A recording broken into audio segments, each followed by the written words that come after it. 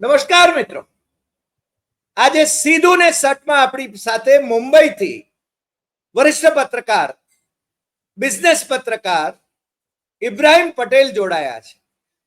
ઇબ્રાહિમભાઈ, આપનું સ્વાગત છે. Thank you very much. તો અમે જન્મભૂમિ ન્યૂઝપેપર્સમાં સાથે કામ કરનારા રહ્યા, ખૂબ દાયકાઓથી પરિચયમાં રહ્યા અને સામાન્ય રીતે ઇબ્રાહિમભાઈ એ બિઝનેસ જર્નલિસ્ટ તરીકે કામ કરતા રહ્યા અને મારે પોલિટિકલ જર્નલિઝમ કરવાનું હતું. એટલે આમ ચર્ચાઓ આપણી થાય, મૈત્રી ખરી, પરંતુ બિઝનેસમાં આપણી ચાંચ બહુ ડૂબે નહીં.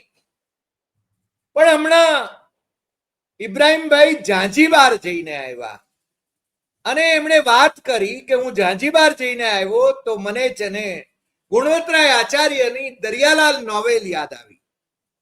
આમ તો ગુણવંતરાય આચાર્ય એ ક્યારે ઝાંઝીબાર ગયા નહોતા અને એમણે નોવેલ લખી હતી અને એ નોવેલમાં જાણે કે આપણી સામે આખું ઝાંઝીબાર તકતું હોય, ત્યાંના જંગલો, ત્યાંની ગુલામીની પ્રથા, પેલો ગેંડો આવીને છે ને જે રીતે ગુલામોને મારી નાખે છે અને જે રીતે રામજીભા જે ગુલામોને લઈને જાય છે એ, અને પેલા શિવજીની પેઢીનો લધાજી જે વહીવટ કરતા છે એ આ રામજીભાને ગુલામીની પ્રથાને અંત આણવા માટે એમાં છે ને પરોક્ષ રીતે મદદ કરે છે. આપણું કચ્છ એ ગુલામીના વેપારમાં પણ છે ને એનું મોટું નામ હતું દુનિયાની અંદર, એટલે મને એ યાદ આવ્યું. પણ એ તો એક જમાનો હતો. હવે તો આ ગુલામીની પ્રથા એનો લગભગ અંત આવી ગયો છે ને હવે નવા ગુલામો પેદા થયા છે, આર્થિક ગુલામો. પણ એમાં પણ આફ્રિકાના દેશો એમનું જે શોષણ કરવામાં આવ્યું છે એમાંથી હવે બહાર આવી રહ્યા છે. અમેરિકા કે યુરોપ થકી એમનું જે શોષણ થયું એ શોષણ એની સામે પ્રતિકાર કરતા થયા છે. એટલે મને લાગે છે કે ભાઈ ઇબ્રાહિમ પટેલ જે ઝાંઝીબાર જઈને આવ્યા ને અમને પાછું એમણે એમ કહ્યું કે ત્યાંના વેપારમાં ગઈકાલે, આજે, આવતીકાલે ગુજરાતીઓનું જે પ્રભુત્વ જળવાઈ રહેશે અથવા હતું એની આપણે જરા વાત કરીએ. તો ઇબ્રાહિમભાઈ, આપનું સીધું ને સટમાં સ્વાગત છે અને તમારી ઝાંઝીબારની મુલાકાત એના વિશે આપ છે ને મનમોકળાશથી આજે વાત કરો આપણા દર્શકોની સાથે, કારણ કે એમને ઝાંઝીબારની આજ એના વિશે ખ્યાલ આવશે. ઝાંઝીબારની ગઈકાલ વિશે તો કદાચ એમણે વાંચ્યું હશે અને ઝાંઝીબારની આવતીકાલ કેવી હશે, તાંજાનિયાનો હવે તો એ હિસ્સો છે, એટલે આવતીકાલ કેવી હશે એ પણ છે ને તમે એના ઉપર પણ પ્રકાશ પાડશો. ઇબ્રાહિમભાઈ. હરિભાઈ અને દર્શક મિત્રો, મામ્બો જામ્બો તમારું સ્વાગત છે. અથવા તો મામ્બો જામ્બો એ સ્વાહિલી ભાષાનો શબ્દ છે અને એનો અર્થ થાય કેમ છો, હલો, એવો શબ્દ એનો અર્થ થાય. હું ઝાંઝીબાર ગયો તો મારા વડવાઓની મારી ત્રીજી પેઢીના લોકોનો મોટો વેપાર ત્યાં હતો. એ વેપાર કેમ વિખાઈ ગયો એના સંશોધન માટે ગયો હતો અને હું બીજી વખત ગયો હતો. બીજી વખત ગયો ત્યારે જોયું કે અહીંયા ગુજરાતીઓ, ખાસ કરીને વોરા, પછી મેમણ, પછી કચ્છી લોકો, વાણિયા, બ્રાહ્મણ, આ બધા લોકોનો આજે પણ બજાર ઉપર નફાકારક વર્ચસ્વ છે. હું નફાકારક શબ્દ યુઝ કરું છું કારણ કે ગુજરાતી પ્રજા જ્યાં પણ વેપાર કરે ત્યાં બુદ્ધિક રીતે વેપાર કરવા માટે પંખાયેલા હોય. મારા વડવાઓના સંશોધન માટે થઈને હું સૌથી પહેલા પહોંચ્યો હતો ત્યાંની નેશનલ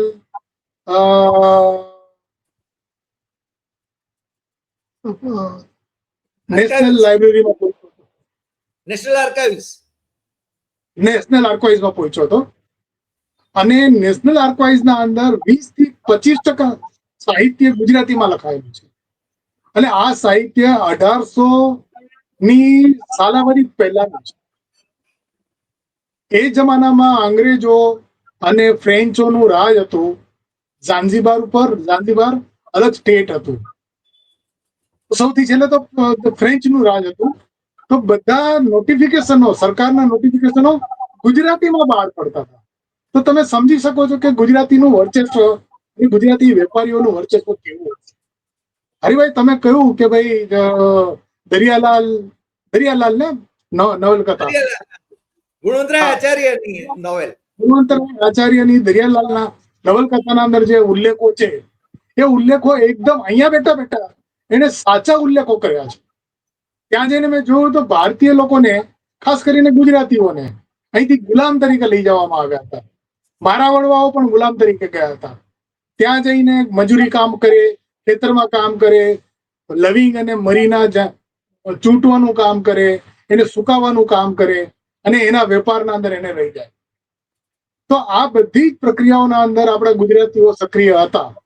અને આજે પણ ત્યાં સ્ટોન ટાઉન કરીને એક બજાર છે, અને એ બજાર દુનિયાની સૌથી મોટો મોલ છે. અને આખી બજારના અંદર નાની નાની નાની નાની કેટલી ગલી હોય, એ ગલીના અંદર ગમે ત્યારે તમે ભૂલા પડી જાઓ. અને ભૂલા પડો તો કોઈને પૂછો તો તમને તરતો તરત સાચો જવાબ આપે એ લોકો. ચીનના અંદર આજે એક નવી પદ્ધતિ શરૂ થઈ છે. ગઈકાલે જ મેં વાંચ્યું કે જો તમે વિદેશી પ્રવાસી તમને કઈ પૂછે કે ભાઈ ફલાણો રસ્તો ક્યાં છે, તો ફલાણો રસ્તો કે જવાબ ના આપે, એ તમને ત્યાં સુધી મૂકવા આવે. એનો અર્થ એ થયો કે ત્યાંના કેમેરામાં જે વ્યક્તિએ એને મૂક્યા છે એ વ્યક્તિનું નામ અને એ બધું સંગ્રહાઈ જાય અને એના પોઈન્ટ ભેગા થાય. ત્યારે એને ઘર લેવાનું હોય ત્યારે એ પોઈન્ટના આધારે એને રાહત આપવામાં આવે. પણ ઝાંઝીબારના અંદર આવી પદ્ધતિ નથી. ઝાંઝીબારની સંસ્કૃતિ જ એવી છે કે તમને લોકો સાચો રસ્તો બતાવે, અને ગલીના અંદરથી કઈ રીતે જવું છે, જો તમે ન જઈ શકો તો તમને મૂકવા આવે. વારે તમે કઈ પૂછો તો વારે પૂછવાનો તમને જવાબ આપે. ત્યાંના વેપારના અંદર ગુજરાતીઓનું વર્ચસ્વ આજે પણ છે. પણ 1964 ના અંદર ત્યાં બળવો થયો. એના અંદર મોટા ભાગના ગુજરાતીઓ અને બીજી બધી કોમ્યુનિટીના લોકોને ઝાંઝીબારથી ખસેડી નાખવામાં આવ્યા.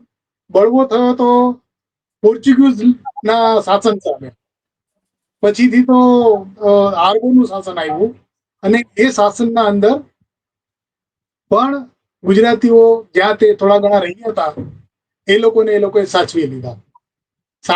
પછી પણ ગુજરાતીઓએ નાના કામ કરીને અત્યારે મોટા વેપારીઓ થયા છે. હું જેનો મહેમાન બન્યો હતો એ એક હોરાજી છે, અને એ હોરાજીનું પણ ત્યાં એસ્ટાબ્લિશમેન્ટ 1800 પહેલાનું છે. 1800ની સદીના પહેલાનું છે. અને એ લોકોનો મીઠાઈનો બિઝનેસ હતો. આજે એ લોકો ગ્રોસરી બિઝનેસ કરે છે. હવે ગ્રોસરી બિઝનેસના અંદર એ લોકો એટલા બધા સમૃદ્ધ થયા છે કે ત્યાંની જેટલી પણ હોટેલો છે, 5 સ્ટાર હોટલો, 2 સ્ટાર, સેકન્ડ સ્ટાર, એ બધી હોટલોના અંદર ગ્રોસરી સપ્લાયનો મોટા ભાગનો ઇજારો એ લોકો પાસે છે. તો આવા મોટા વેપારીઓ ત્યાં સંકળાયેલા છે. હવે હું મારા કુટુંબની વાત કરું તો મારા કુટુંબના અંદર પણ મોટા વેપારીઓ હતા. 1900 ભારતની સ્વતંત્રતા પહેલા એ લોકોનો સઢનો વેપાર હતો. સઢનો વેપાર એ રીતના હતો કે ભારતના અંદર અંગ્રેજો જેલના અંદર ખાદીનું કપડું બનાવે, જાડી ખાદી, જેને આપણે ખદ્દર કહીએ, બરોબર? ઈ ખદ્દરમાં, હા, ખદ્દર કહીએ. ઈ ખદ્દરનો સઢ બને, અને ઈ સઢનું વેચાણ ઝાંઝીબારના ટાપુ ઉપર ખૂબ મોટા પાયે વેચાણ થાય. આજુબાજુના બધા જ દેશના લોકો ઈ સઢ ખરીદવા માટે, વહાણો ખરીદવા માટે થઈને ઝાંઝીબાર આવે, અને ઝાંઝીબારથી એ સઢ ખરીદે. હવે અમારો વેપાર એવો હતો કે ભારતમાંથી અંગ્રેજો પાસેથી સસ્તા ભાવે ખદ્દર લઈ જાય, અને ત્યાંથી આવતા એ લોકો એલચી, લવિંગ, મરી, તજ, આ બધા તેજાના લઈને આવે. હવે આ બે વચ્ચેના ભાવના અંદર તફાવત એટલો મોટો કે એ લોકો સમૃદ્ધ થઈ ગયા. હવે સમૃદ્ધ થયા પછીથી એ લોકો નીચે કેમ જતા રહ્યા, પેઢી કેમ નીચે જતી રહી, એ જાણવા માટે થઈને હું બીજી વખત ઝાંઝીબાર. તો આ વખતે મને એવી ખબર પડી કે 1964 પહેલાના બળવાઓ શરૂ થાય ત્યારે નાના નાના બળવાઓ શરૂ થયા હતા.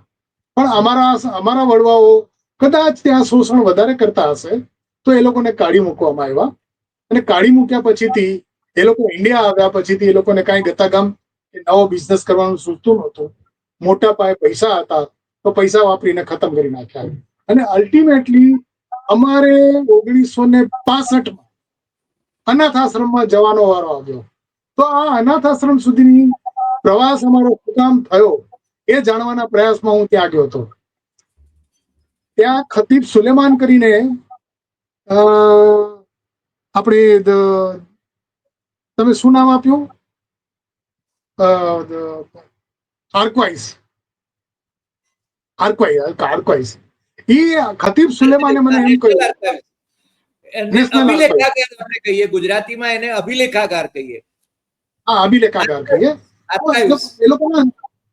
એ લોકોના નેશનલ ત્યારે જૂના દસ્તાવેજો મને જોવા માટે થઈને એને ખુલ્લા મૂકી દીધા.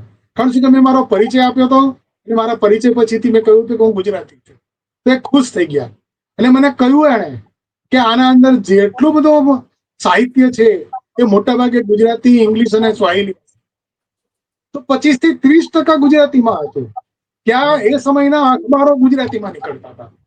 તો આપણો ગુજરાતીઓનો એટલો બધો મર્તબો હતો ત્યાં, એટલો બધો પેલો દબદબો હતો. અને ઝાંઝીબાર ઇબ્રાહિમ, તમે મને એક ફોટો મોકલાવ્યો છે, તમારી સાથે કોઈક ઊભું છે અને મામા મિયા એવું કંઈક લખેલું છે. આ શાનો ફોટો છે? એ છે ત્યાંના લોકલ લોકો કહેવાય ને, નામ ભૂલી ગયો. એ ત્યાંના આદિવાસી લોકો છે. એ આદિવાસી લોકોને આજે અંગ્રેજી આવડી ગયું છે અને એ પ્રવાસીઓ સાથે સારી રીતે મેચઅપ થાય છે. મારા સાથે એ લોકોએ ખૂબ સારી રીતે વાતો કરી, અંગ્રેજીમાં વાતો કરી. અને તમારી સાથે મને લાગે છે પેલી લાકડી, મોટી લાંબી લાકડી લઈને પણ કંઈક રમત રમ્યા. હા, એ લોકો પાસે જે લાકડી હોય ને એ ગાયો ચરાવવા માટેની લાકડી છે. મેં એમને પૂછ્યું, એમના ડ્રેસ વિશે પૂછ્યું. એ ડ્રેસ ખાંગો ડ્રેસ, એ ડ્રેસને ખાંગો કહેવાય. અને એ ખાંગો ડ્રેસ ભારતમાં બને છે, દક્ષિણ ભારતમાં બને છે. અને આજે પણ એ લોકો દક્ષિણ ભારતના ખાંગો, જે કોટનનું કપડું છે આખું, એ પહેરે આખું. અને એ પહેરવાની આખી સિસ્ટમ જ જુદી હોય. આપણને આવડે જ નહીં. મને પહેરાવાનો પ્રયાસ કર્યો પણ મને ફાવ્યું નહીં પહેરતા. હવે જે લાકડી મને આપી, તો અહીંયા હું RSS ની શાખાના અંદર નાનો હતો ત્યારે હું ગયો છું અને લાકડી ફેરવતા હું શીખ્યો છું. તો એ લાકડી મેં એના સાથે ફેરવી તો એ લોકો તો ખુશ થઈ ગયા કે આ તો તમે અમારા જ દેશના તમે વતની છો, એમ કરીને અમારું સન્માન કર્યું. પછી ઘણા બધા મારા સાથે ભેગા થઈ ગયા એ લોકો, એ બધા લોકો. અને ભેગા થઈને મને કહ્યું કે તમે આપણે લાકડીથી રમીએ. અને એ લાકડીથી ભારતના અંદર જે રીતના આપણે લાઠી દાવ રમીએ એ રીતના લાઠી દાવ રમે અને પગ ઉપર મારવાનો પ્રયાસ કરે. મેં પણ પગ ઉપર મારવાનો પ્રયાસ કર્યો અને મેં લાકડી ફેરવી. તો એના કરતા વધુ સારી લાકડી મેં ફેરવી હતી એવું એ લોકો કહી ગયા. તો આ ગુજરાતીઓ પાસેથી આ લોકો ઘણું બધું શીખ્યા છે. આજે પણ એ લોકો શીખી રહ્યા છે. એક બીજી તસવીર પણ છે. બીજી તસવીર કઈ મુખવટાઓની છે. હા, આ એક હોરાજીની દુકાન છે. હા, આ એક હોરાજીની દુકાન છે. અને એ લોકોને આ દુકાનના અંદર લગભગ 90 વર્ષ થઈ ગયા. અને એ લોકો આખા વર્લ્ડમાંથી જૂની વસ્તુઓ ભેગી કરીને ત્યાં લાવે છે. અને લાવ્યા પછીથી ત્યાંના પ્રવાસીઓ આવે, વિદેશી કે દેશી પ્રવાસીઓ કે ભારતીય પ્રવાસીઓ આવે, જેને જે ગમે એ પરચેસ કરે. મારા સામે એક ઇટાલિયન એના અંદર ઉભો છે. ઇટાલિયન છે, ઇટાલિયન સ્ટુડન્ટ છે અને એ ગે છે. એને મને કહ્યું કે હું ગે છું. મેં કહ્યું તારી પત્ની ક્યાં છે? એના સાથે મેં ઘણી બધી વાતો કરી. તો કે મારી પત્ની નથી, હું ગે છું. ઈ ગે કહેતી વખતે એટલો સરસ રીતે વાત કરે છે કે આપણને એમ થાય કે સંકોચ કે આ ન થાય, શરમ જેવું લાગે નહીં. અને આપ- અને આપણે એક મિનિટ, આપણે ત્યાં રાજપીપળાના મહારાજાના રાજકુમાર માનવેન્દ્ર, હા મને લાગે છે એ તો આખી એક ઝુંબેશ ચલાવે છે ગેઝને માટે, અને સમાજની હા અંદર એટલે ઘણા બધા ગેઝ છે આપણે ત્યાં પણ હા અહીંયા સંકોચ રાખે છે. બરાબર છે. પણ ત્યાં ત્યાં આરામથી ને ઇઝીલી કે પછી એને એક મોટો મુખોટો પરચેસ કર્યો અને ઈ $90 કીધા એને, $90 $90 એટલે 9,999 લગભગ 10,000 રૂપિયાનું થયું. હવે એ 10,000 રૂપિયાનો મુખોટો લઈને એ એટલો બધો ખુશ થયો એ ઓરાજી પાસે લઈને. અને ઓરાજી સાથે હું બેઠા બેઠા મેં ઘણી બધી વાતો કરી, એ લોકોના કુટુંબ વિશે, એ લોકોના બાળકો વિશે. એ લોકોની 2 દુકાન છે અહીંયા, અને હવે એ લોકો માઇગ્રેટ થયા છે તાન્ઝાનિયાના બીજા શહેરમાં.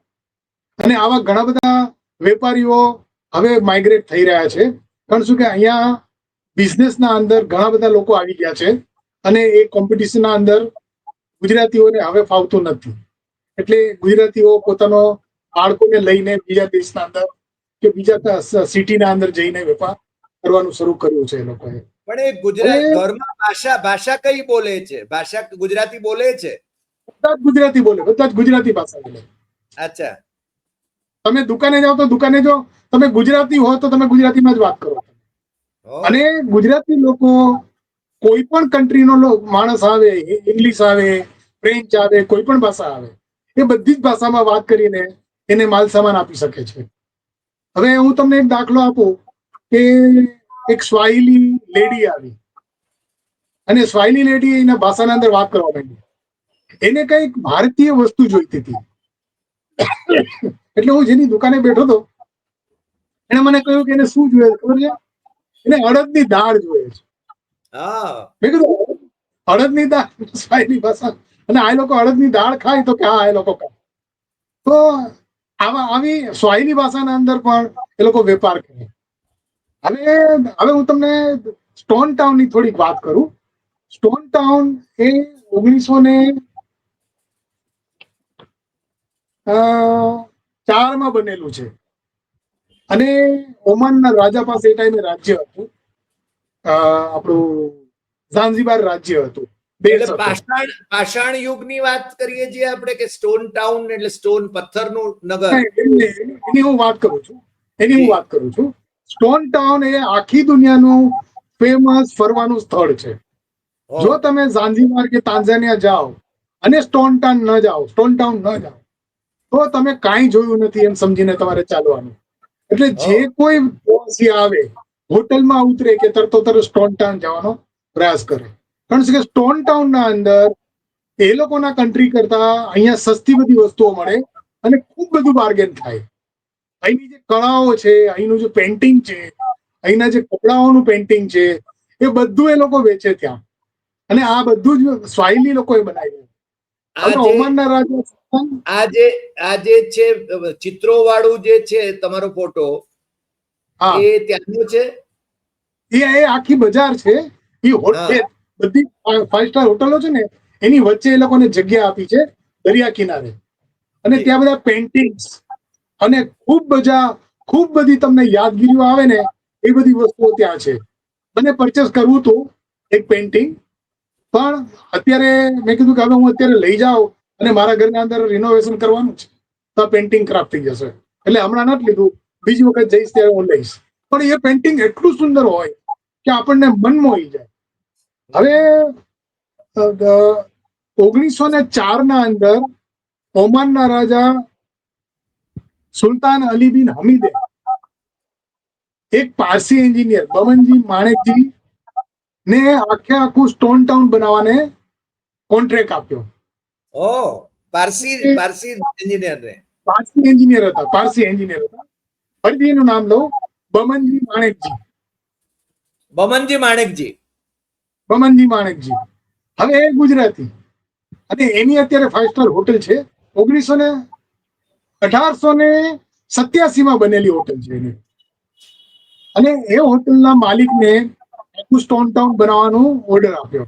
હવે ત્યાંના દરિયાના અંદર સેલ જે નીકળે, જેને અશ્મિ કહીએ આપણે, હા, એ અશ્મિ પથ્થર જેવા હોય. તો એ દરિયાને ધીરે ધીરે પાછળ લઈ જઈને જમીન એક્વાયર કરી, અને જમીન એક્વાયર કરીને સુલતાને એને કોન્ટ્રાક્ટ આપ્યો કે તમે અહીંયા એક બજાર બનાવો. તો એને એ જમાનામાં એ સમયની બેસ્ટ બજાર હતી એવી બજાર બનાવી. નાની વાહ. નાની ગલીઓ, આપણે ગુજરાતના અંદર જઈએ, ગામડામાં જઈએ તો એવી નાની નાની ગલીઓ હોય અને જી, નાની નાની દુકાનો હોય. એ ટાઈપનું ગુજરાત ટાઈપનું આખે આખું એ ટાઉન ઉભું કર્યું. વાહ, એને ઈ ટાઉનને દરજાની બજાર કે સ્વાહિલી ભાષામાં. હા, દરજાની એટલે મોટી બજાર, દરજાની બજાર. પણ સ્ટોન અચ્છા, ટાઉન એટલે નામ પડ્યું કે આખે આખી બજાર પથ્થરની બનેલી છે, ઓ, અશ્મિની બનેલી છે, અને વાહ, એની દિવાલો તમે જુઓ તો આજે પણ અખંડે અખંડ છે. અને યુનેસ્કો એ 2002 ના અંદર એને આ જાહેર કર્યું, આપણે હેરિટેજ, હેરિટેજ સિટી જાહેર કર્યું. હેરિટેજ સિટી જાહેર કરવાના લીધે હવે એનું કઈ કન્સ્ટ્રક્શન કે રિનોવેશન થતું નથી. પણ હવે એને કઈક થોડીક રજા આપી છે રોડ રસ્તા બનાવવાની, અને જે કઈક ખખડધજ થઈ ગયું છે એ બધું બનાવવાનું. હવે એ જ આખી સ્ટોન ટાઉન ના અંદર આખું ઝાંઝીબાર સમાયેલું છે. સ્ટોન અચ્છા, ટાઉન પૂરું થાય કે 5 સ્ટાર હોટલો શરૂ થાય. પણ સ્ટોન ટાઉન ના અંદર એક ગુલામોની બજાર છે, ગુલામોનું એક્ઝિબિશન સેન્ટર છે આખે આખું. મ્યુઝિયમ જેવું, અને એ એક્ઝિબિશન સેન્ટર ના અંદર તમે જાઓ તો તમને તરત યાદ આવે આંદામાન નિકોબાર ના અંદર આપણી જેલ યાદ આવે. તો જેલના અંદર જે રીતના આપણે ભારતીય કેદુને લઈ ગયા હતા એ જ પ્રકારની આખી આખી આ સિસ્ટમ છે, અને અંગ્રેજોએ બનાવી છે. આખે આખું જે મ્યુઝિયમ છે એ આખું એ લોકોએ જ બનાવ્યું છે. વાહ. આ જે દરવાજો છે, આ હા, એ આ તો દરવાજાની જ હું વાત કરવા માંગુ છું. આ દરવાજાની જ વાત કરવા માંગુ છું કે તમે ત્યાં કયો વેપારી ક્યાંનો છે એ ઓળખવાની એક પદ્ધતિ એ દુકાનના દરવાજા છે. આ હો, ભારતીય છે, સ્વાહિલી છે, અરેબિયન છે કે બીજી કોઈ પ્રજા છે, એને ઓળખવા માટેની આ નિશાની છે. દરેક પ્રજાએ પોતાની સંસ્કૃતિ પ્રમાણે દરવાજા બનાવ્યા છે. ઈ જે દરવાજો છે ઈ અલી બિન સુલતાને બનાવેલો દરવાજો છે. વાહ, બનાવેલો નથી, એનો ભારતના અંદર એને એક મહેલ કરી દેતો સાઉથના એક રાજાનો. હા, ઈ રાજાના મહેલના અંદર જે દરવાજો લાગેલો એ આખે આખો દરવાજો ત્યાંથી ઉચકીને ઝાંઝીબાર લઈ આવ્યા. અચ્છા, અને એના અંદર ખિલ્લા છે, હા, અને ખિલ્લા બધા પિત્તળના ખિલ્લા છે. તમે વિચાર પિત્તળના કરો કે હા, તમે ફરીથી બતાવો. દર્શક મિત્રો જોઈ શકે છે. હા, એ દરવાજાના અંદર મોટા મોટા ખિલ્લાઓ છે, ગોળ ગોળ ખિલ્લાઓ છે આખા આખા. ઈ જી, ખિલ્લાઓ ની વેલ્યુ આજે જો કરવા જઈએ તો કરોડો રૂપિયામાં થાય. દરવાજાની જ કિંમત કરોડ રૂપિયા થાય.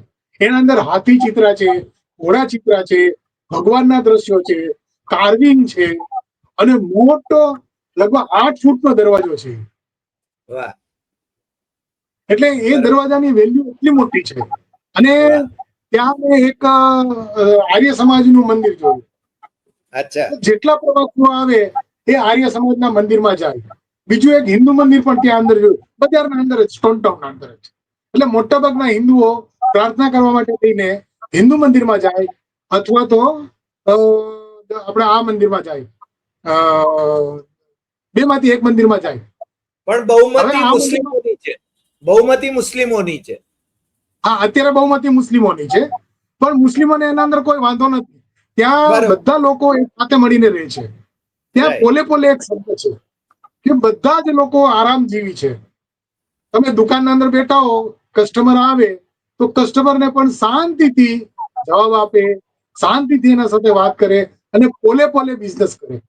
એટલે ધીમે ધીમે આરામથી બિઝનેસ કરે, કોઈ જાતની વાહ, ઉતાવળ નહીં. એક સાથે હા, 10 કસ્ટમરો આવી ગયા હોય તો 10 કસ્ટમરને શાંતિથી ઉભા હોય, આખી દુકાન જોતા હોય, પોતાને શું જોઈએ છે, પોતાને જે જોઈએ એ ટચ કરે, લે, હાથમાં જોઈએ, બધું કરે. હવે આ બીજે બે મંદિરો છે, આ બે મંદિરો, આર્ય સમાજનું મંદિર અને હિન્દુ મંદિર, આ મંદિર જોવા માટે થઈને વિદેશના તમામ પ્રવાસીઓ અંદર જાય, અંદર જઈને પૂજારી સાથે પૂજા કરે, પૂજારી જેમ કરાવે એમ કરે, વાહ, અને પછી પૂજારી એને ટીલું કરે. હા, એ ટીલું કરીને જો એ બજારમાં નીકળે તો વેપારીઓને ખબર પડે કે આ પ્રવાસી મંદિર જોઈને આવ્યો છે. વાહ, અચ્છા, બરાબર છે. હા, એટલે એ ખુશ થઈને એ પાછું ટીલું રાખે, કાઢીને નાખે એને, વાહ, અને આરામથી ફરતા હોય લોકો. તો એ જે બરાબર. સંસ્કૃતિ જે છે એ ખૂબ મિલીજીલી સંસ્કૃતિ છે. કોઈ જાતના કોઈ સાથે થઈને દુશ્મનાવટ નહીં, ન હિન્દુ ન મુસલમાન ન કાંઈ. 1964 જે કંઈ થયું એ ત્યાં એ વખતે જે પોલિટિશિયન આવ્યા હતા, એ પોલિટિશિયનોને એવી એક સમજ પડી હતી કે ભારતીય લોકો, ખાસ કરીને ભારતીય લોકો, અમારા સમાજનું શોષણ કરે છે અને અમારા સમાજને આગળ આવવા નથી દેતા. એટલે એ લોકોએ ત્યાં બળવો કર્યો. બળવો કરીને જેટલા ગુજરાતી ભારતીય લોકો હતા, જેટલા એશિયન લોકો હતા, ભારતીય જવા દો, પાકિસ્તાની, બાંગ્લાદેશી, બધા લોકોને એ લોકોએ હકાલી મૂક્યા. જે લોકો એ સહન કરીને રહી ગયા એ લોકો અત્યારે સમૃદ્ધ છે. વાહ, હવે ખાણીપીણીની એક વાત કરું. ખાણીપીણીના અંદર દરેક સમાજ અને દરેક રીતની ખાણીપીણી છે. દરિયા કિનારે તમે જાઓ તો ત્યાં તમને પકોડા મળે, ત્યાં તમને ભારતીય ખાણું પણ મળે, ભારતીય બિરયાની પણ મળે, એવરીથિંગ બધું મળે. વાહ, એટલે ત્યાં તમે ભારતમાં જ છો એવું તમને લાગે. એટલે દરેક પ્રવાસી પોતાનો કન્ટ્રી છે એવું એ લોકોને લાગ્યા કરે. પછી ત્યાં દરિયા કિનારો છે. એ દરિયા કિનારાના અંદર સાંજે છોકરાઓ, ત્યાંના લોકલ છોકરાઓની એક કમાણીનું સાધન છે. એ ઊંચેથી દરિયાના અંદર કૂદકો મારે એટલે એના અંદર વિવિધ ટાઈપના જિમ્નેશિયમ કરે. જિમ્નેશિયમ કરીને પછી તમારા સાથે ઉભા રહે, તમારા સાથે થોડા ગીત ગાય, અને ગીત ગાયા પછીથી એનો કંઈક ચાર્જ હોય છે. અને તમારું જો જન્મદિવસ હોય તો એ બધા ભેગા થઈ જાય અને મોટા પાયે ગીત ગાય, ડાન્સ કરે, આ કરે તે કરે, તમને લોકોને ડાન્સ કરાવે અને એન્જોય કરાવે. વાહ, ખૂબ ખુશ તમને કરી દે. સમજાય? તો ઝાંઝીબારનું સંસ્કૃતિ જે છે એ સંસ્કૃતિ ખૂબ ઉત્તમ સંસ્કૃતિ છે. આઈ રિક્વેસ્ટ, હું તમને ભારતીયોને રિક્વેસ્ટ કરીશ કે તમે બીજે બધે જાઓ છો એના કરતા ઝાંઝીબાર જાઓ. ઝાંઝીબાર બહુ સસ્તું પણ છે. ડોલરટમના અંદર તમને થોડુંક મોંઘું લાગે, પણ તમને કઈ પરચેસ કરવું હોય, ખરીદ કરવી હોય તો બહુ સસ્તી છે.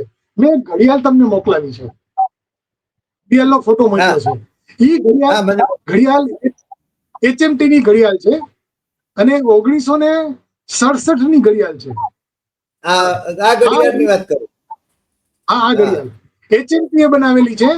17 જ્વેલની ઘડિયાળ છે આ, અને ભારતમાં અવેલેબલ નથી. બરાબર છે. પણ ત્યાં મને શોધતા એક હોરા વેપારી પાસેથી આ માત્ર ને માત્ર 300 રૂપિયામાં મળી. વાહ, 3000 થી શરૂ થયેલો સોદો 300 રૂપિયામાં પૈસો. એટલે વાહ, તમને વાહ, બાર્ગેનિંગ પ્રાઇસ એ લોકોને થોડો નફો મળતો હોય ને ત્યાં સુધી એ લોકો કરે. હવે આની વેલ્યુ એને કદાચ નહીં ખબર હોય. આજે પણ આ ઘડિયાળ ચાલુ છે. આ ઘડિયાળ જો આને